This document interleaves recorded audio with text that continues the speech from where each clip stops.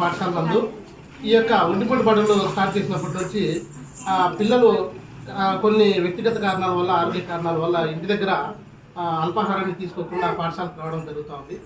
దీన్ని గమనించినటువంటి ఆ పాఠశాలలో పనిచేస్తున్నటువంటి మా పాఠశాల నా సహోదరుడు కమల నాగరాజు గారు అల్పాహారాన్ని ప్రతిరోజు అందించాలని మాకు సూచించారు.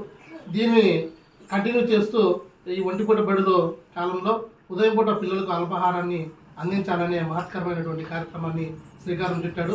కాబట్టి ఇలాంటి కార్యక్రమాలను మరెన్నో మా కమల నాగరాజు గారు చేయాలని, పిల్లలు ఈ యొక్క కార్యక్రమాన్ని దాన్ని సద్వినియోగం చేసుకుంటూ దీనికి గ్రామస్తులు, అధికారులు ఉండాల్సింది కోరుతున్నాము.